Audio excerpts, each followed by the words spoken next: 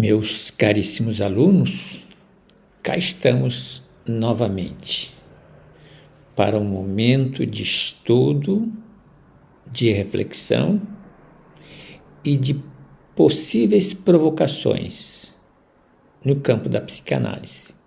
Estamos a falar a partir do módulo 8º, voltado para análise pessoal,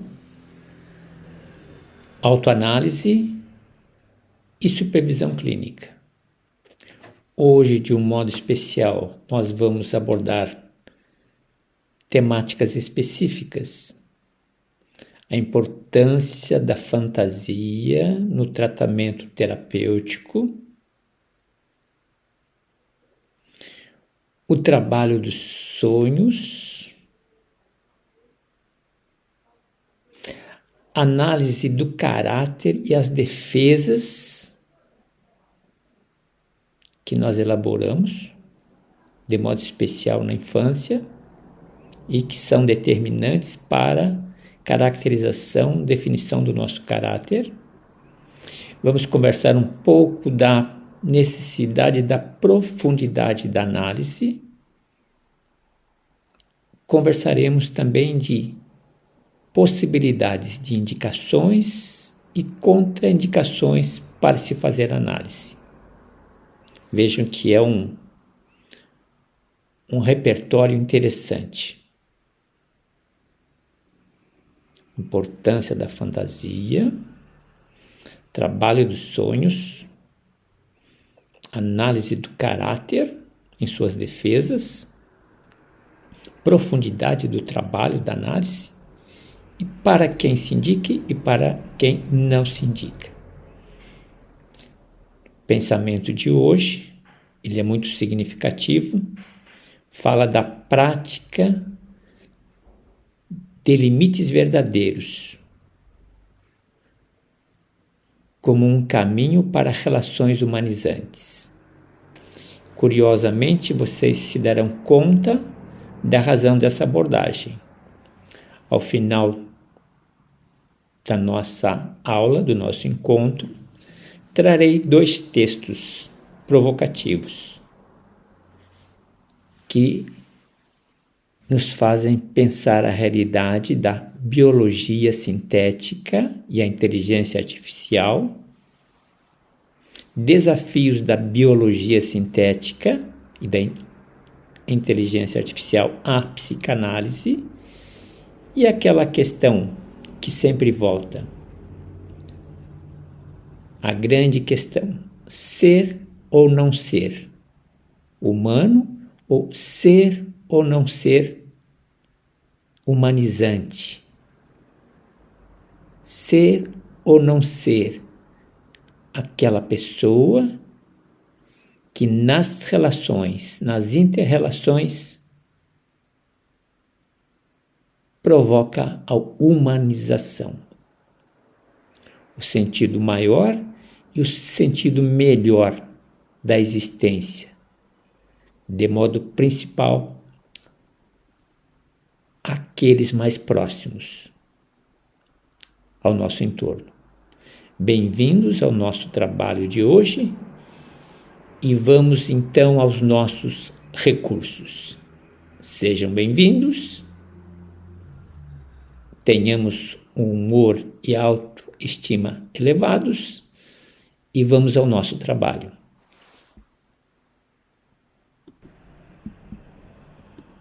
Bom dia! Pensamento do dia.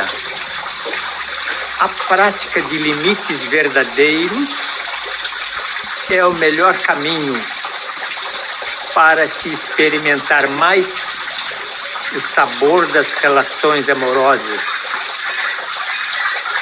e experimentar menos o sabor das relações decepcionantes. Pense nisso. Tenhamos um bom dia, paz e bem nos corações.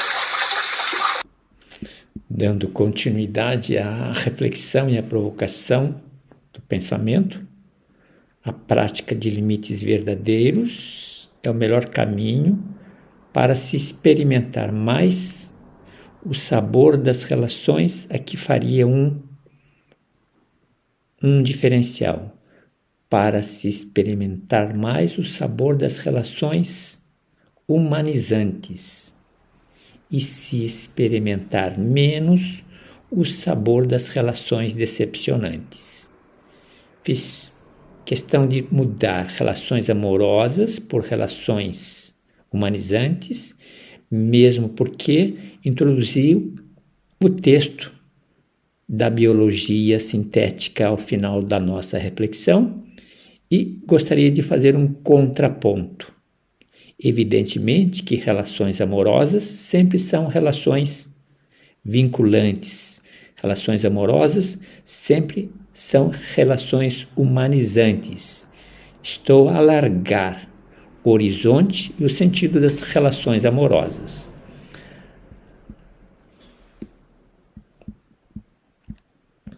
A prática de limites verdadeiros é o melhor caminho para se experimentar mais o sabor das relações humanizantes e menos o sabor das relações decepcionantes. Esta afirmação nos leva a refletir sobre a importância dos limites na construção de relações saudáveis e equilibradas. A psicanálise freudiana, assim como as contribuições de seus discípulos, oferece ferramentas valiosas para entendermos como estabelecer e respeitar esses limites. Freud foi pioneiro em explorar como os limites psicológicos moldam nossas interações. Ele introduziu conceitos como ego, superego, id, que delineiam os limites internos da mente humana. O id representa nossos impulsos primitivos, o superego incorpora normas sociais e das tradições religiosas, e o ego medita entre os dois, procurando estabelecer limites que possam equilibrar nossos desejos com a realidade externa. Compreender esses conceitos ajuda a perceber como os limites internos afetam nossas relações. Quando o ego funciona adequadamente, somos capazes de estabelecer limites saudáveis que previnem conflitos e promovem o bem-estar. A falta de limites pode resultar em comportamento impulsivo e desrespeito pelos sentimentos alheios, levando a decepções e relações conturbadas. A identificação dos próprios limites é um passo fundamental para a saúde emocional. Freud e seus seguidores, como Erik Erikson, destacaram a importância do autoconhecimento, da autorreflexão. Erikson, por exemplo, falou sobre a formação da identidade ao longo de diferentes estágios da vida, o que envolve a compreensão e a definição de nossos limites pessoais. E identificar nossos limites exige um mergulho profundo nas nossas experiências passadas e nas nossas necessidades atuais. Isso pode ser feito por meio da autoanálise e do diálogo interno. Ao reconhecer o que é aceitável para nós, podemos comunicar esses limites de maneira clara e assertiva, contribuindo para relações mais equilibradas e satisfatórias. A comunicação eficaz dos limites é essencial para evitar mal-entendidos e conflitos. Em psicanálise, o conceito de transferência é fundamental para entender como projetamos nossos sentimentos e nossas expectativas nos outros. Freud observou que as pessoas tendem a transferir sentimentos de figuras importantes do passado para indivíduos no presente, o que pode complicar a comunicação de limites. Para comunicar limites de forma eficaz, é necessário estar ciente dessas transferências. Reconhecer quando estamos projetando sentimentos antigos nos ajuda a separar o passado do presente e a abordar as situações atuais com mais clareza e objetividade. Isso facilita a expressão de nossas necessidades e a recepção dos limites dos outros. O respeito aos limites dos outros é um aspecto fundamental das relações saudáveis. Freud destacou a importância da empatia e da compreensão mútua nas interações humanas, Melanie Klein, uma das seguidoras de Freud, aprofundou essa ideia ao explorar como as relações interpessoais influenciam nosso desenvolvimento psicológico desde a infância. Respeitar os limites alheios envolve a capacidade de reconhecer e validar as necessidades e sentimentos dos outros. Isso requer uma postura empática e aberta, permitindo que os outros se sintam seguros e respeitados. Ao cultivar essa habilidade, contribuímos para a construção de relacionamentos baseados na confiança e no respeito mútuo. A prática de limites verdadeiros também está relacionada com a análise do caráter e os mecanismos de defesa. Freud identificou vários mecanismos de defesa, como repressão e projeção, que as pessoas usam para lidar com conflitos internos. William Reich, um dos discípulos de Freud, focou na análise do caráter, explorando como padrões de comportamento e defesa se manifestam nas relações. Entender esses mecanismos nos ajuda a reconhecer quando estamos agindo de maneira defensiva e a trabalhar para estabelecer limites mais verdadeiros. A análise do caráter permite identificar padrões de comportamento que podem sabotar nossas relações e encontrar maneiras de modificá-los para promover interações mais saudáveis e genuínas. Muito interessante. Pensemos nisso. Uma segunda reflexão, sempre a partir da mitologia grega. Hoje nós temos conosco e abordamos a corrida de Atalanta, um olhar psicanalítico sobre competição, desafios de gênero e independência feminina. Farei apenas o início, como sempre fazemos, continuidade por conta de vocês. A lenda de Atalanta, uma heroína grega conhecida por sua destreza e velocidade, oferece um rico campo de análise por meio da lente da psicanálise. Atalanta desafiou os papéis tradicionais de gênero ao se recusar a se casar com qualquer homem que não pudesse vencê-la em sua corrida.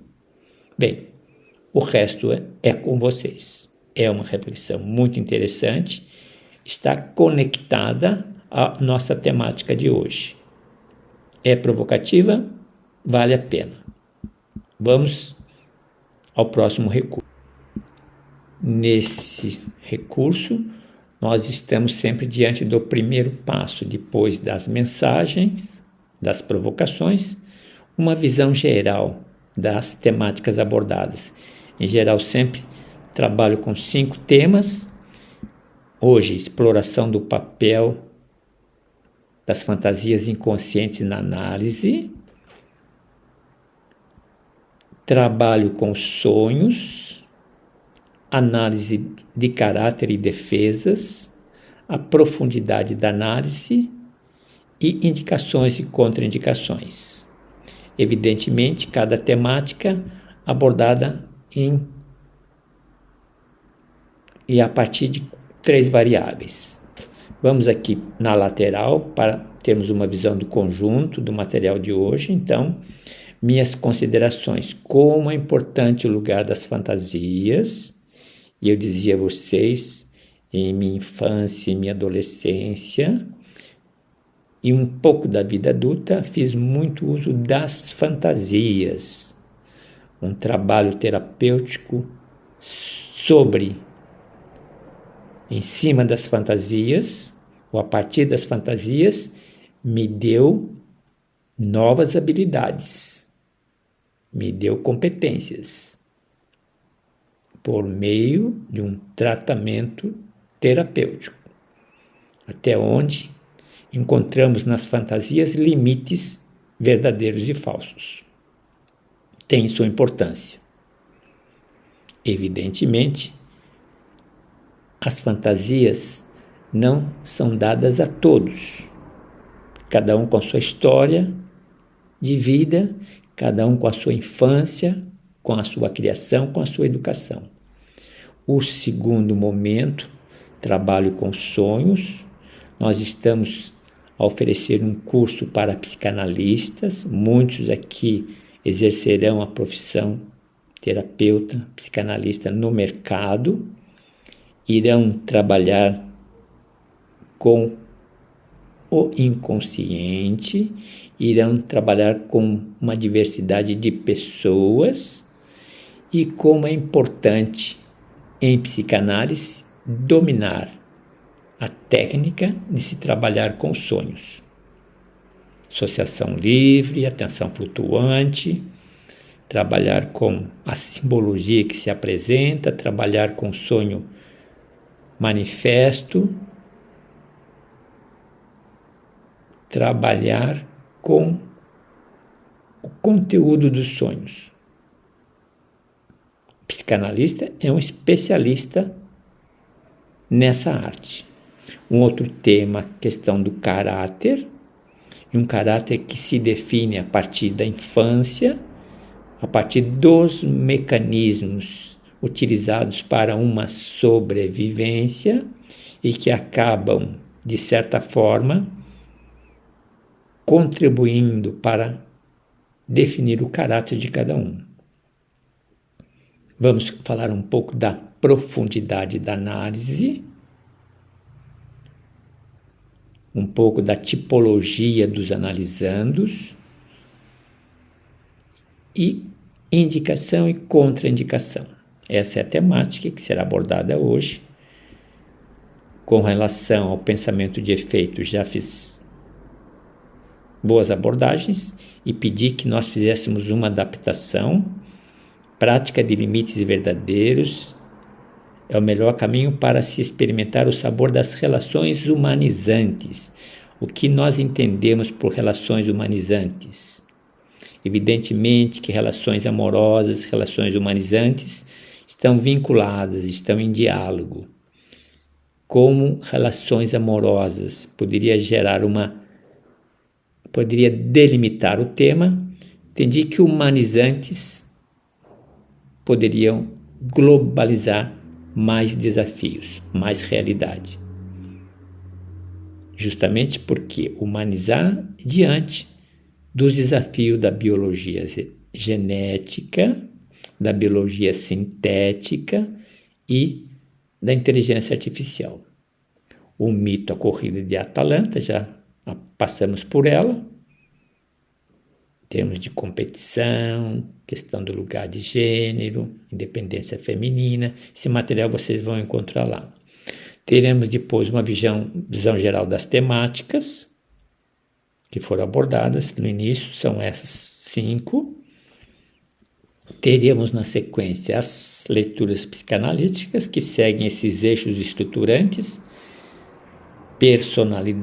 personalidades, referências próximas à nossa realidade existencial, caminhos que elas descobriram para potencializar a sexualidade, essa famosa pele da psicanálise que aflora, que se nos revela ou revela quem somos, a questão da psicologia da aprendizagem, justamente porque é uma referência para o psicanalista, para o formando, para o cursista, entender o lugar da aprendizagem.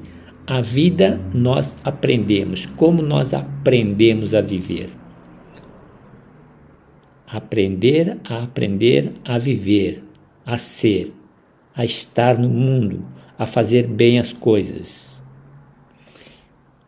As psicopatologias, sempre provocativas à psicanálise, o lugar da bioética, já falamos muito da ética, estamos a falar da bioética, o lugar das neurociências, hoje estamos a falar da biologia sintética, as resenhas da literatura freudiana, a partir da literatura freudiana, terapias analíticas, 4, 5 ou 6 grupos que nós estamos destacando, LGBT+, psicanálise em diálogo com seu entorno, desafios das tradições religiosas, mesmo que tenhamos pessoas aqui que não experimentam uma experiência do fenômeno religioso, uma experiência de fé ou uma experiência em alguma tradição ou de algum sentimento religioso, importante compreender, entender, estudar. Estudos de casos dentro da literatura freudiana. Temos depois proposta das redações temáticas, vou apresentar a vocês. E aqui temos reflexões complementares, hoje 2 textos, Biologia Sintética e a Inteligência Artificial, e um segundo texto, Desafios da Biologia e da Inteligência Artificial à Psicanálise, nos trazendo a seguinte questão: ser ou não ser humano? That's the question. Esta é a questão principal. Perfeito? Retornando aqui então ao nosso recurso didático e pedagógico, vocês já se deram conta que a proposta de começar cada aula, cada encontro, com uma mini visão, uma microvisão dos conteúdos no sentido da aprendizagem e, por que não, também no sentido terapêutico da aprendizagem, para que a gente aprenda com poucas palavras, entender um pouco da complexidade do nosso desafio. Em cada um dos títulos, nós temos 3 variáveis que nos ajudam a aprofundar, evidentemente, aqui de um modo sucinto, falando da exploração do papel das fantasias. Importante que entendamos a manifestação dos desejos inconscientes, trata-se de uma habilidade, desenvolver essa sensibilidade. As fantasias inconscientes muitas vezes revelam desejos reprimidos. É uma arte aprender, é uma arte sensibilizar, é uma arte descobrir os caminhos para se dar conta da manifestação desses desejos inconscientes. A questão da exploração de conflitos internos, as fantasias refletem esses conflitos internos, situações não resolvidas, e ferramenta terapêutica. Trabalhar com fantasias inconscientes facilita a expressão emocional e a resolução dos conflitos. Com relação ao trabalho dos sonhos, nós entendemos que os sonhos é uma expressão simbólica do inconsciente. Hoje mesmo tive um sonho que me deixou meio agitado. Expressão simbólica do inconsciente. Os sonhos frequentemente usam símbolos e metáforas para expressar desejos, medos e conflitos inconscientes. Já dizia a vocês da arte de dominar o conhecimento das expressões simbólicas do inconsciente por meio dos sonhos. Repetição e elaboração. Nós temos alguns sonhos que se repetem ao longo de nossa existência. E integração de experiências. Os sonhos podem servir como um espaço de integração de experiências diárias e eventos passados. É um campo fantástico de autoconhecimento, desde que possamos dominar as técnicas, desde que possamos criar habilidades em termos de registrar sonhos, de analisar os sonhos, de entender a linguagem simbólica dos sonhos. Avançando, com relação à análise de caráter, quando nós trabalhamos os mecanismos de defesas, as defesas de caráter são mecanismos desenvolvidos para proteger nossas ansiedades e conflitos internos. Muito interessante, mergulho. A formação do caráter é moldada por experiências precoces e relações significativas desde a infância. Poderíamos dizer desde a fase uterina, um pouquinho arrojado. A transformação terapêutica, análise das defesas do caráter pode facilitar mudanças significativas. Perfeito. Profundidade da análise, exploração do inconsciente. Uma análise profunda envolve o acesso e a exploração do inconsciente. Portanto, esse trabalho ele se revela exitoso quando nós temos uma boa experiência em nossa análise pessoal, em nossa autoanálise. Como podemos trabalhar o inconsciente nos outros se nós não adquirimos habilidades para trabalhar o inconsciente, o nosso inconsciente conosco mesmo? A questão da integração de experiência, a profundidade da análise, facilita essa integração de experiências traumáticas e conflitantes, e mudanças psíquicas significativas geralmente requerem um nível de análise que vai além dos sintomas superficiais.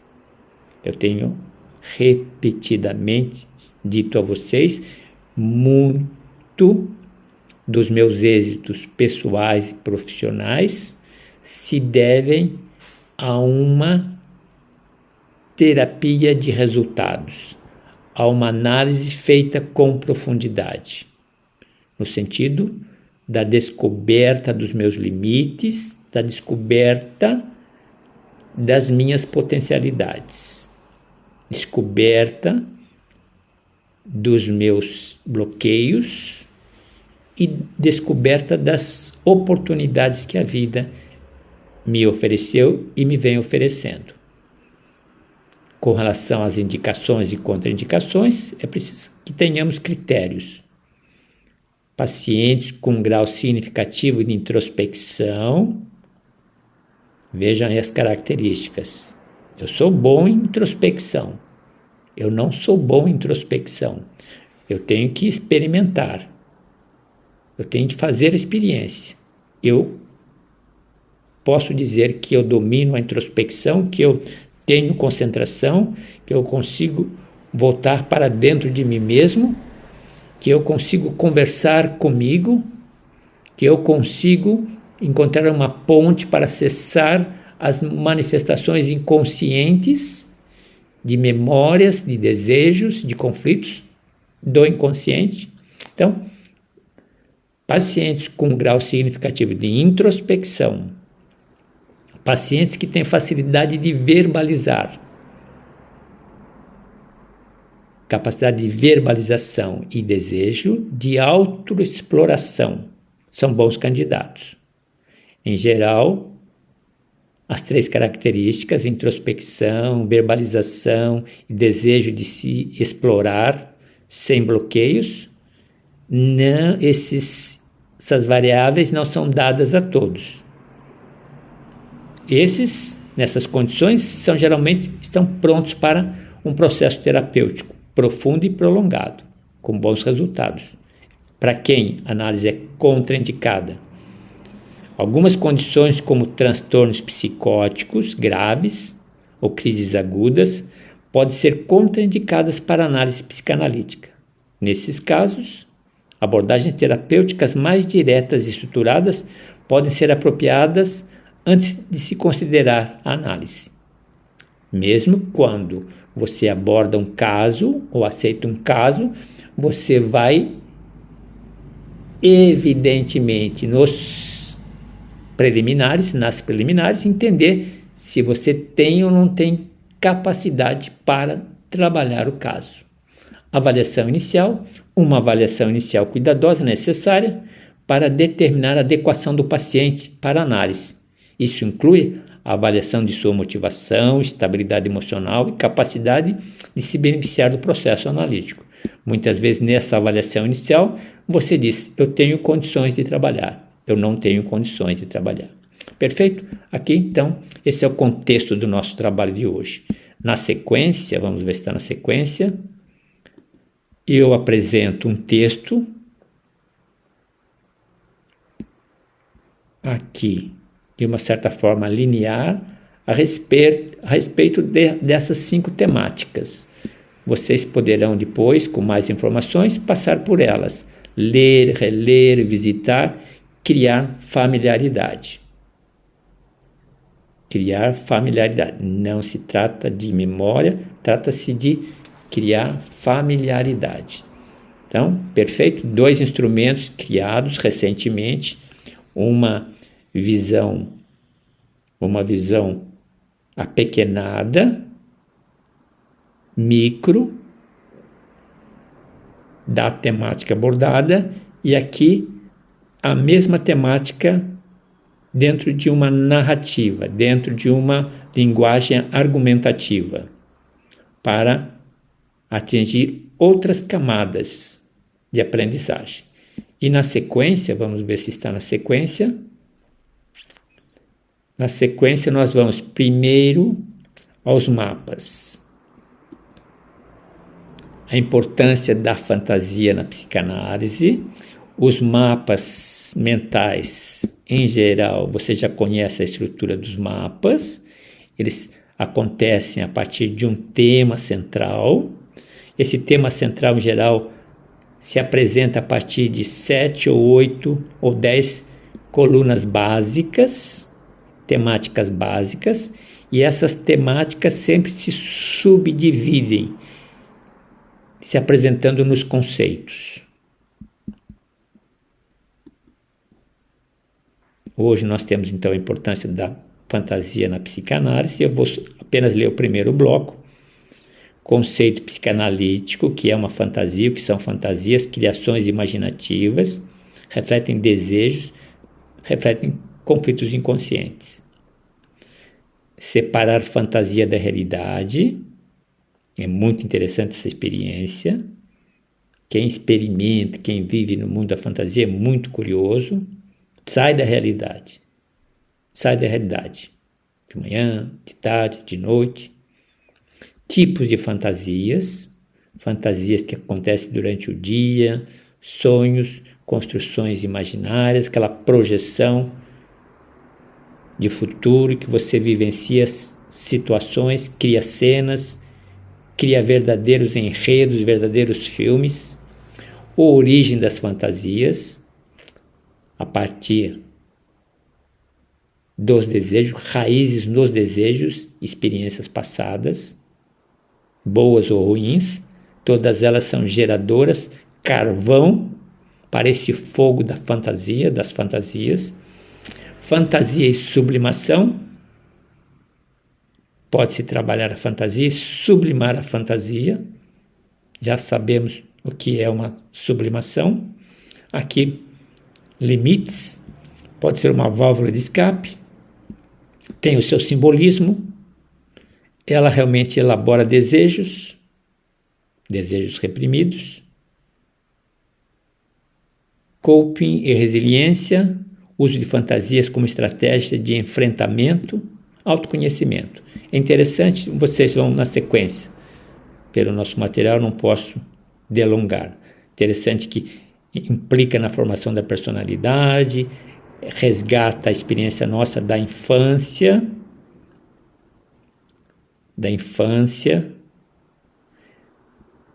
trabalha fantasias de complexo de Édipo,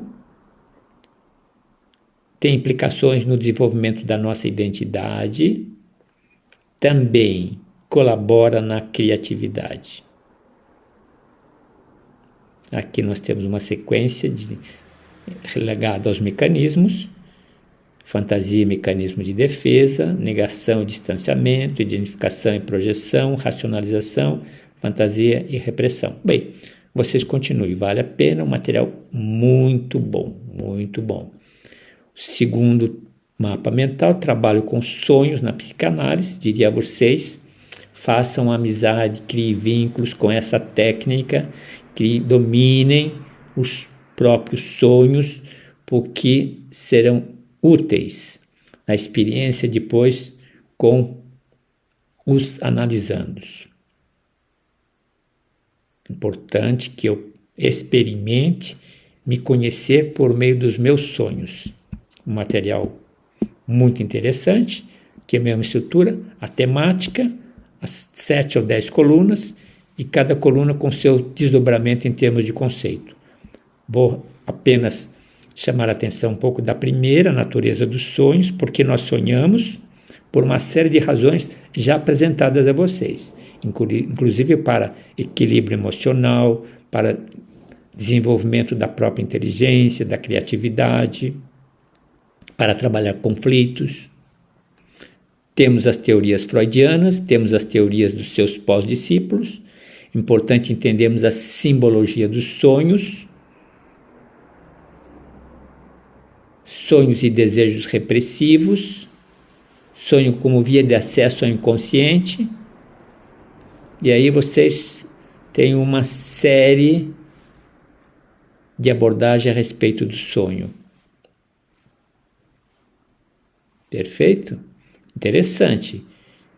Emoções, conflitos, insights, compreensão do self, da identidade, criatividade, complexidade dos sonhos, subjetividade, sempre o sonho, a simbologia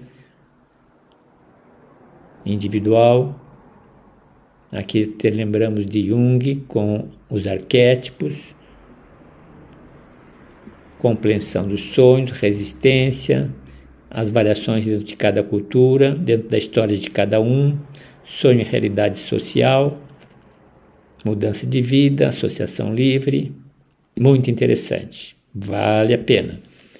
Próximo mapa, análise de caráter, apenas o mesmo esquema, temática central, as colunas e desdobramentos conceituais. Definição do que é o caráter, são os traços emocionais e comportamentais que definem a personalidade de cada um, traços emocionais, comportamentais que definem a personalidade de cada um, parte desse caráter que construímos no dia a dia, parte desse caráter também se explicam pelo nosso DNA, como se dá a formação do caráter desde a infância. Observe a personalidade de meu pai, a personalidade de minha mãe, o caráter de meu pai, caráter de minha mãe, dos cuidadores, dos primeiros que conviveram comigo, parentes, amigos, amizades, tipos de caráter e comportamento. Eu sempre digo, como tenho como máxima, o caráter de uma pessoa define o seu lugar, o caráter de uma pessoa define a sua vida, o caráter de uma pessoa define a sua missão, seu compromisso com a existência. Aí vocês seguem, muito interessante, leiam sempre com calma. Os mapas mentais podem ser trabalhados num clima de meditação, num clima de reflexão. Ponha uma música clássica de fundo, num momento de relaxamento, num bom momento do seu dia, ou de manhã, ou de tarde, ou à noite. Entenda os mapas mentais na perspectiva de uma meditação. Fundo musical, um prazer no som e um prazer na leitura. Sempre buscando familiaridade. O próximo mapa mental, profundidade. Ninguém gosta da superficialidade. Profundidade. O que é a profundidade? Exploração do significado e importância na análise psicanalítica. Níveis de profundidade,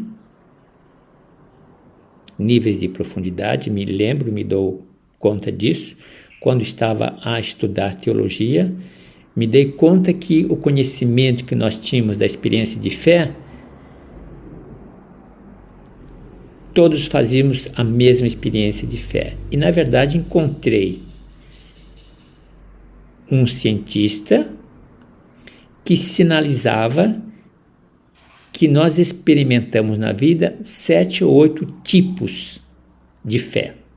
Não é o momento aqui agora, mas com relação à profundidade, temos camadas de profundidade, temos níveis. E aqui segue um material interessante. Transformação psíquica, o analisando deve se dar conta. Insights e conhecimento, quanto mais eu experimento, me aprofundo, mais insights são provocados, melhor eu me conheço, mais encontro resolução nos meus conflitos e mais me dou conta das mudanças comportamentais e emocionais. Vocês seguem a sequência. O material está muito interessante. Acesso ao inconsciente, resistência, volta aos sonhos, contra-transferência, aliança terapêutica, a empatia, feedbacks e aí em diante. Vamos para um outro tema, o último mapa mental, indicações e contraindicações. Então aqui rapidamente, mesmo esquema, temática, 10 colunas, 8 colunas e nos galhos os conceitos. A história clínica do paciente, em falando de revisão do histórico psicológico e médico do paciente, a motivação da análise, capacidade de introspecção, importante, estabilidade emocional, como se encontra analisando no momento, comprometimento com o processo. Questões emocionais complexas poderão aparecer, dificuldades relacionais hão de aparecer, necessário que se tenha insights e crescimento pessoal, vai se acessar, vai se trabalhar distúrbios psíquicos específicos e histórico de traumas. Vocês poderão dar uma sequência que é muito interessante.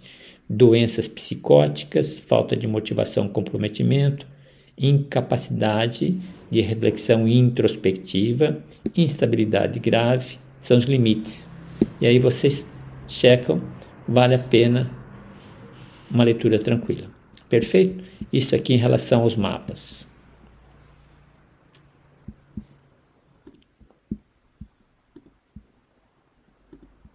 Passo agora a apresentar a vocês as leituras psicanalíticas. Hoje nós temos Goethe, Johann Wolfgang von Goethe, é do conhecimento de vocês, trabalhando temas como amor, desejo e morte. Vale a pena a leitura, um dos maiores escritores, pensadores alemães, deixou um legado profundo e multifacetado.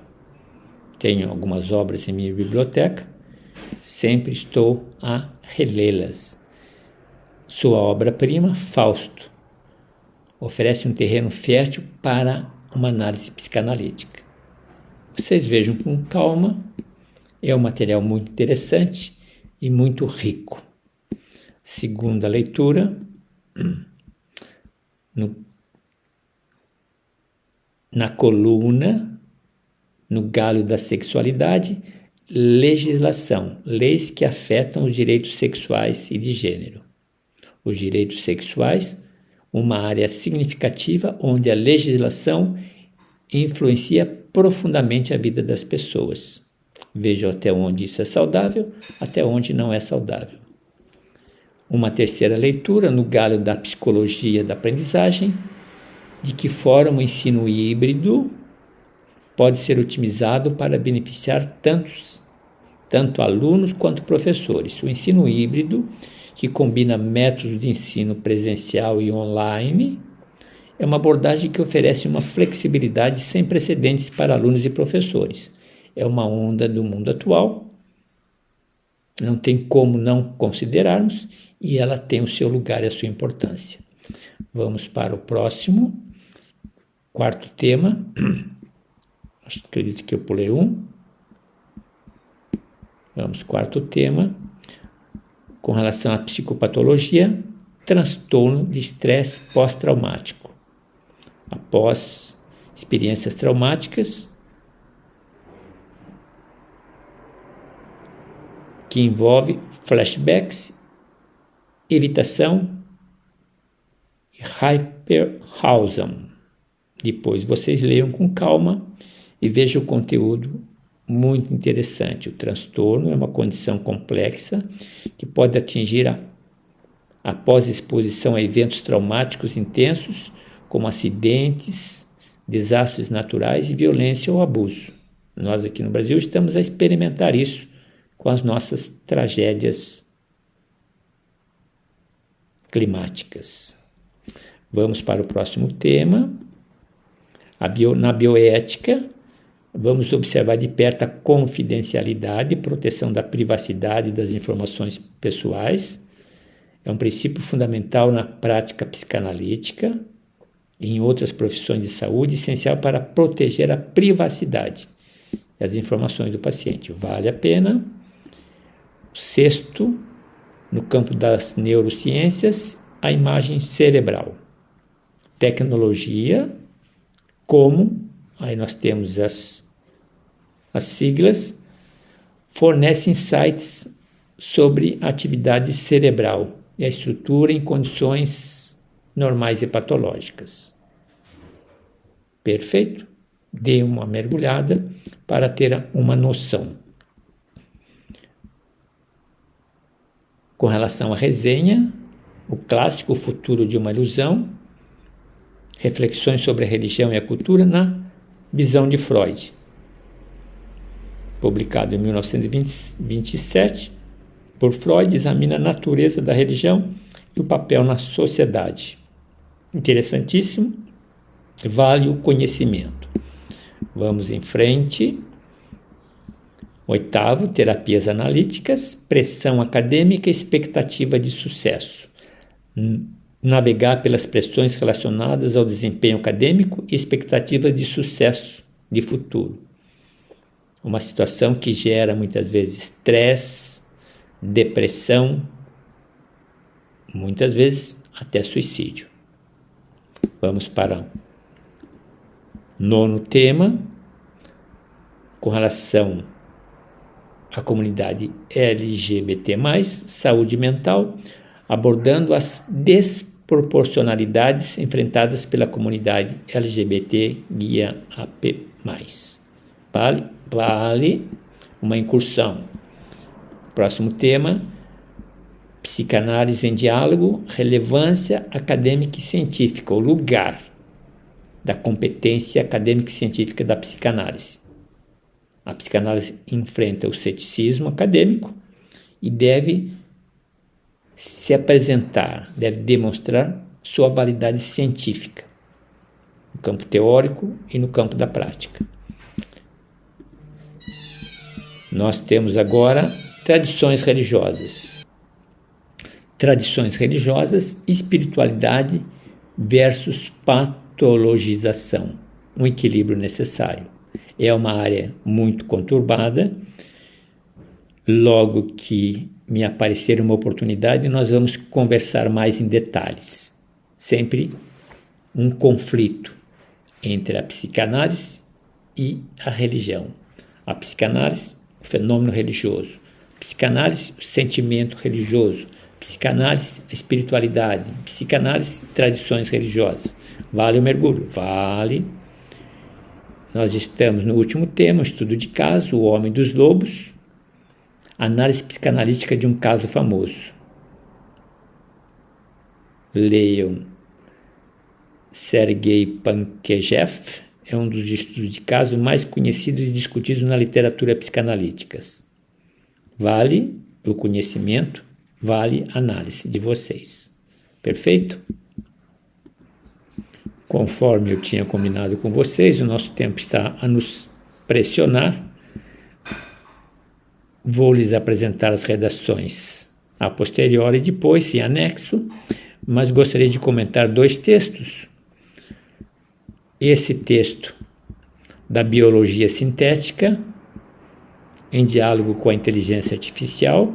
A biologia sintética e a inteligência são campos emergentes que estão a transformar a ciência e a tecnologia de maneira sem precedentes. A interseção, a comunicação desses 2 domínios oferece uma rica oportunidade e revolucionária oportunidade para se criar sistemas biológicos com funcionalidades personalizadas e para o avanço da compreensão e manipulação da vida. Leiam com calma os textos, teremos oportunidade depois de conversar em detalhes o que a engenharia está a fazer no campo da biologia sintética. E um segundo texto, com ele finalizamos, Desafios da Biologia Sintética craseado a psicanálise no mundo de hoje. A biologia sintética, a inteligência artificial, campos que estão avançando rapidamente e têm o potencial de transformar muitos aspectos da vida moderna, incluindo saúde mental e a prática da psicanálise.